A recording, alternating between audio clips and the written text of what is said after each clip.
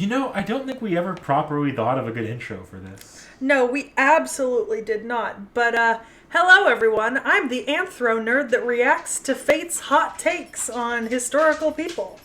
And I'm the Fate nerd who probably has no idea what he's talking about.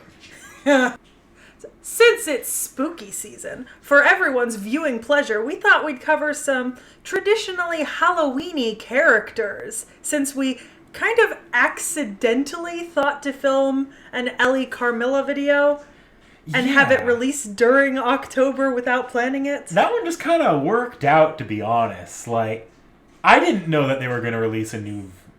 I probably peeked out there. Yeah, you really did. I didn't know that they were just going to release a new Elizabeth Bathory, which means that video is going to be outdated on arrival. But hey, that's what update videos are for eventually. Not now.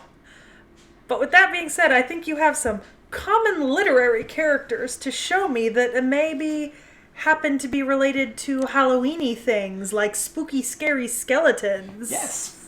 First up today is going to be the oft-talked about, wrongly, Frankenstein. Aha! The doctor! Did I misspell that? No, I did not. Oh, you absolutely did.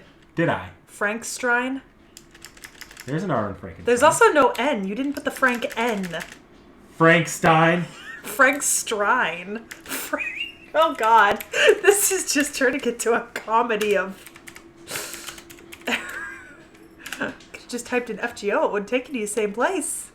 Actually, no, it would have taken me to, a bunch of guides for FGO, which is not where I want to be. So, click into this. This is Frankenstein's monster. Okay, well, Right off the bat, you probably see more resemblances to the Bride of Frankenstein than Frankenstein. Yeah! I was gonna say, this already... Hold on. Already, this is ticking several boxes of that wasn't in the book. Number one being the fact that apparently it's not a unicorn. If you would believe it, that's a lightning rod.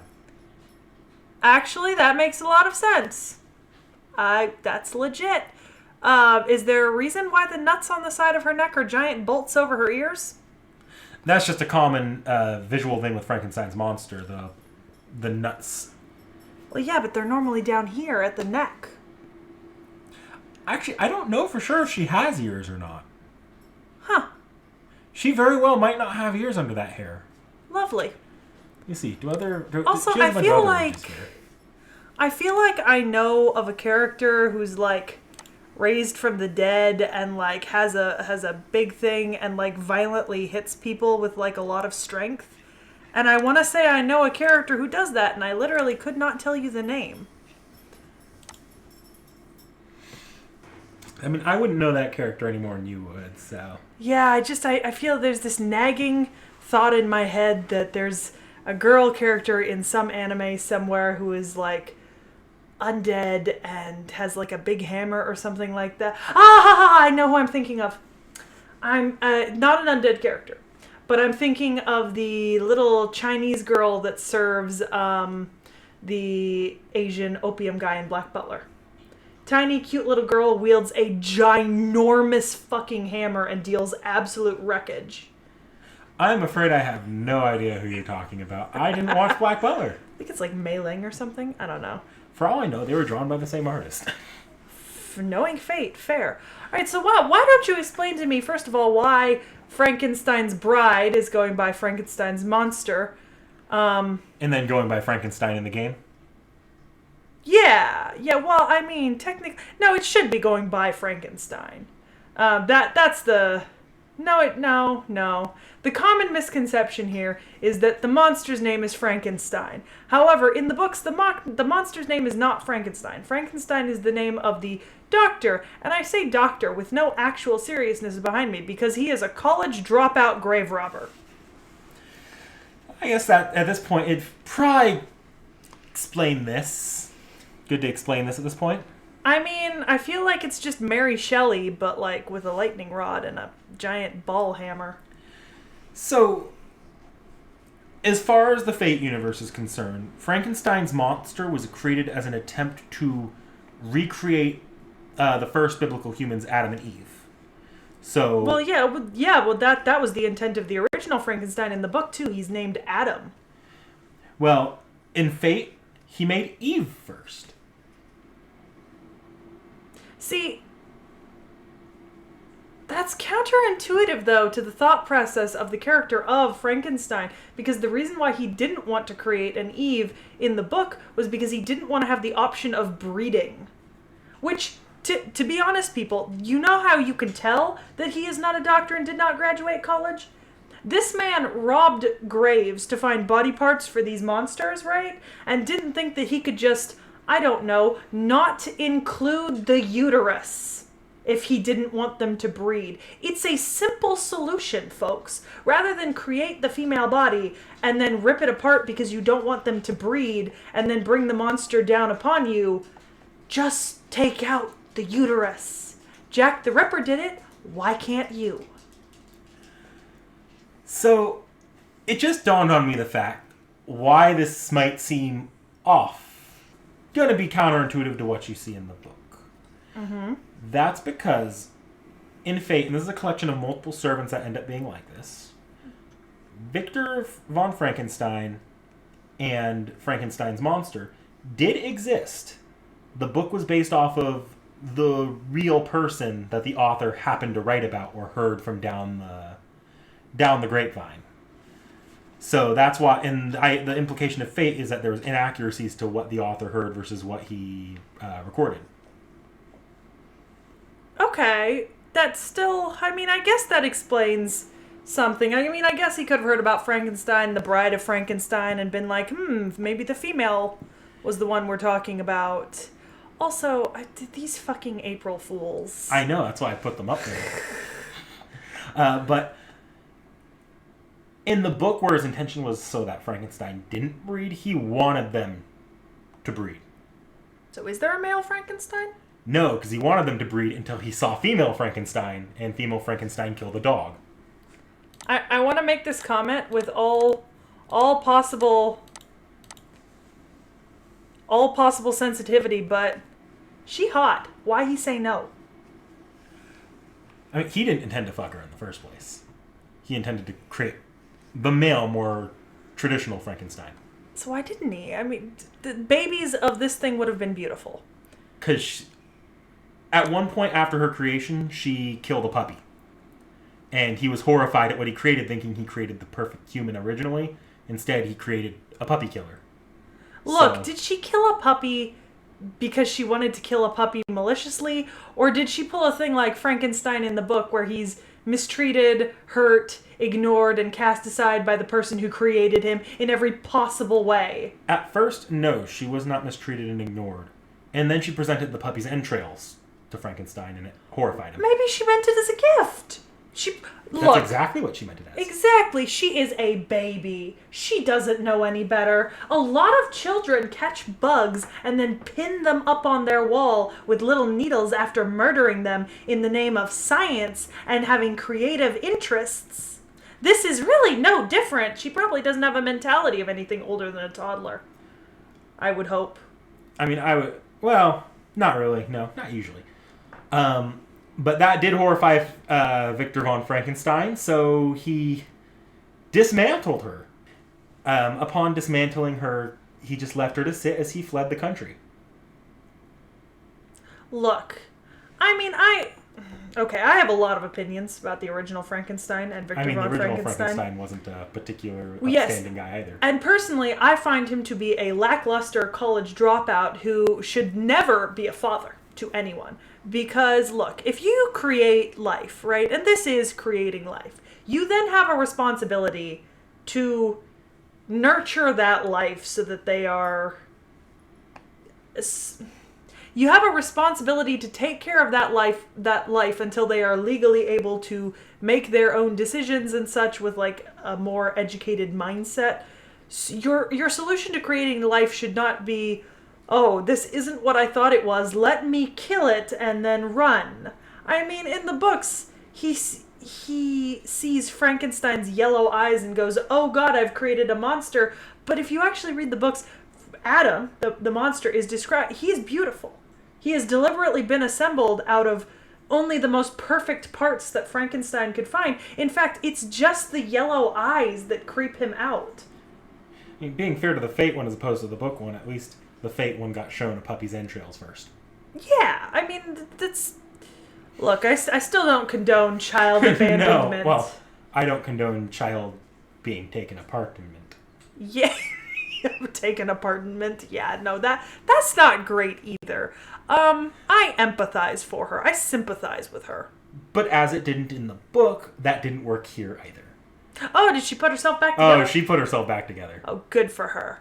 Female and she empowerment. actually, for a long time, went without trying to butt into his life at all. She went, wandered the world for a bit, discovered people had companionship, and realized she didn't fit in. That's what Frankenstein's monster did in the book, too. So she tracked him down and asked him to finish the other half, finish Adam. Oh, that's exactly what happened in the book.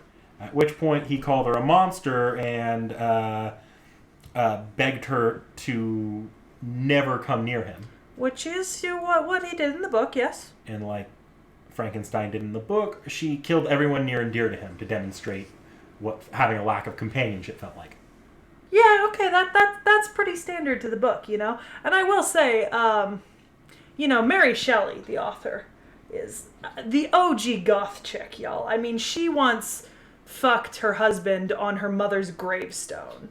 Like, this woman was impressive in every sense of the word.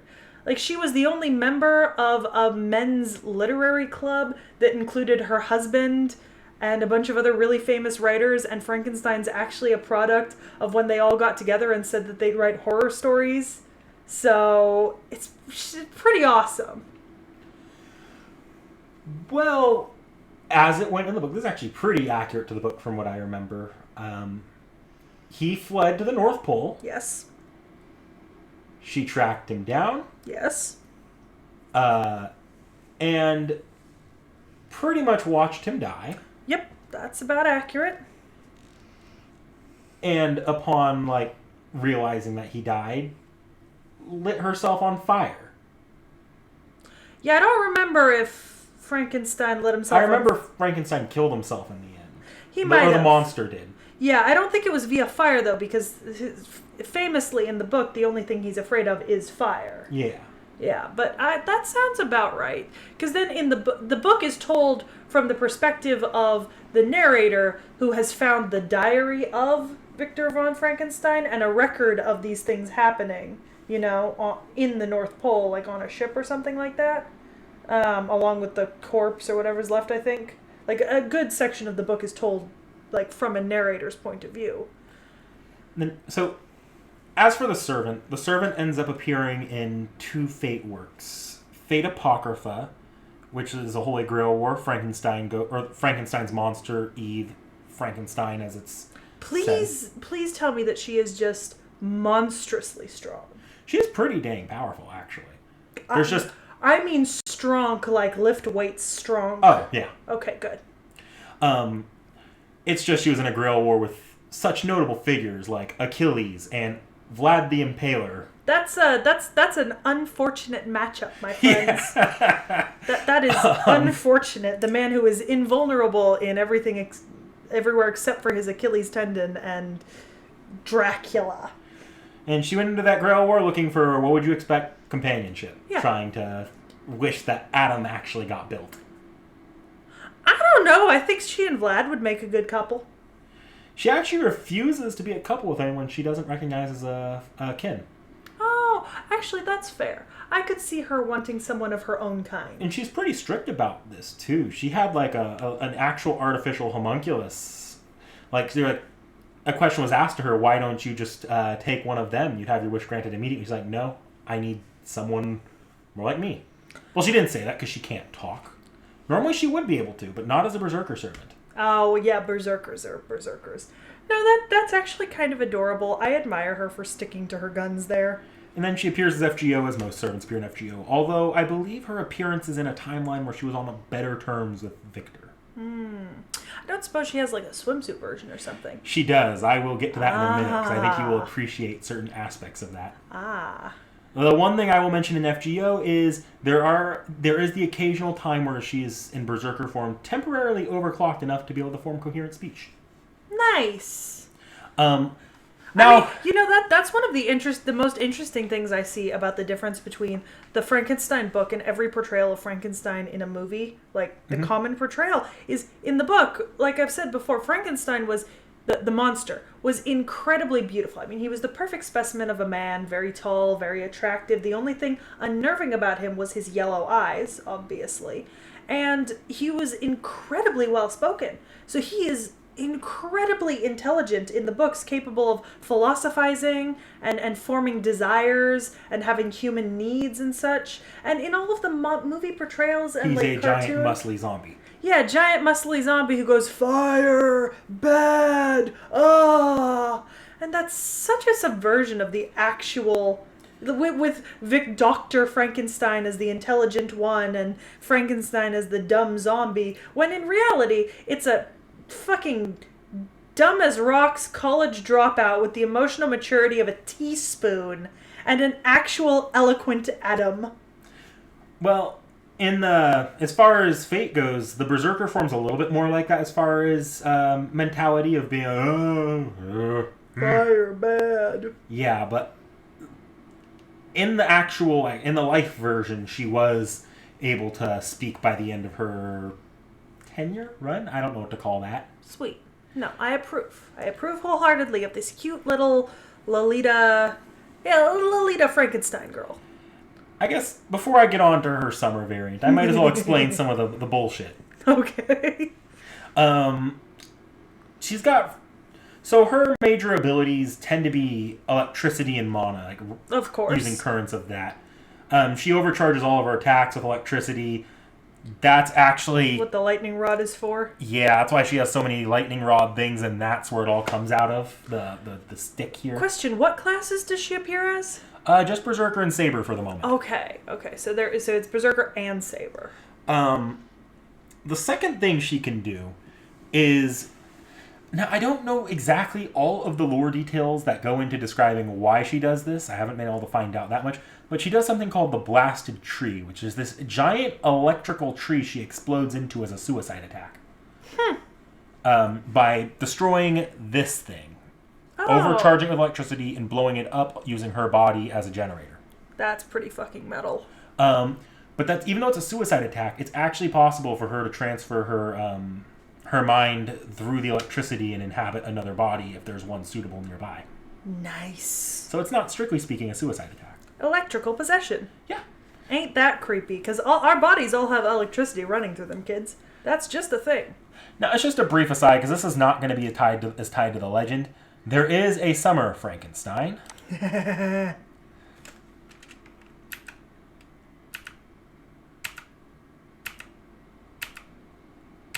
Do we have an April Fool's for Summer Frankenstein? We should. There's too many Frankensteins.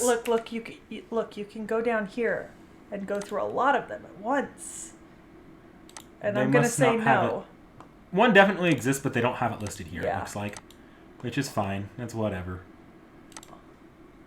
What's that? Oh, that's her fourth. That's her fourth little art. Oh, okay. So this is Summer. All right. Yep. Summer Frankenstein is actually very intelligent and well-spoken due to being overclocked by a certain Napoleon of crime alongside Charles Babbage.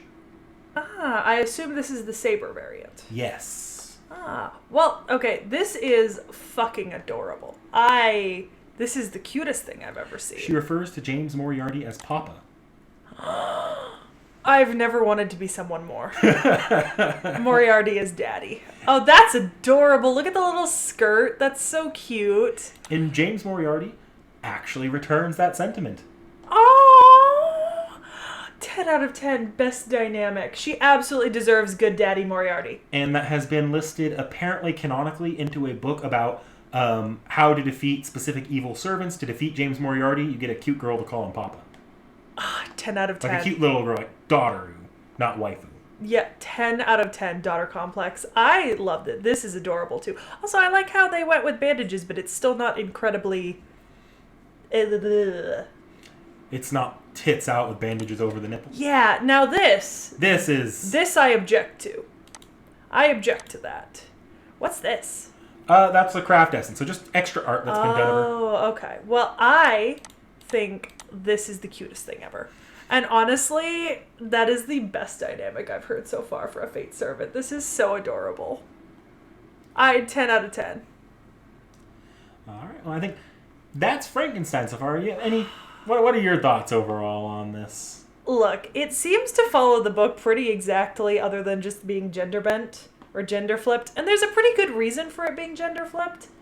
And I could see how the Berserker's a little more stereotypical with the unable to talk. And then this is the actual, like, smart book version. And honestly, giving her a father figure is pretty close to, like, the kind of more bookish where she wants, like, companion or family. Because, I mean, Adam just wanted family.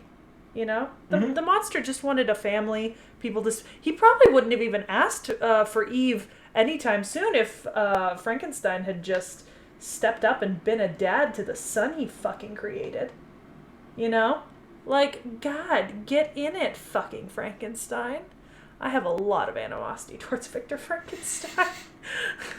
But this is adorable, and I support. I support Daddy Moriarty, baby girl, fucking... Fran. That's actually her nickname Franny. in the Fate fan base, and I think in actual material as well, is just Fran. That's adorable. I love Fran. 10 out of 10. So cute. It actually, and I think, just a little quick aside here, I actually think calling Frankenstein's monster by Frankenstein works, given that Frankenstein is a last name. Yeah, that's true. You could call it Frankenstein. I mean, in the case of the books, I'd say if you wanted to, you do. In the case of the books, we do have a precedent for calling it Adam. But not a lot of people would call it Adam. Yeah. So, but it's also, you know, calling it Frankenstein's monster is kind of impersonal. Yeah. It's not really giving it a personality or a presence as a living being so much as just a kind of creation. I mean, I certainly think Frankenstein's monster is the much better Frankenstein compared to its creator. Oh, of course. Of fucking course. Deserves the Frankenstein name more than its creator, for sure. Oh, definitely. Absolutely.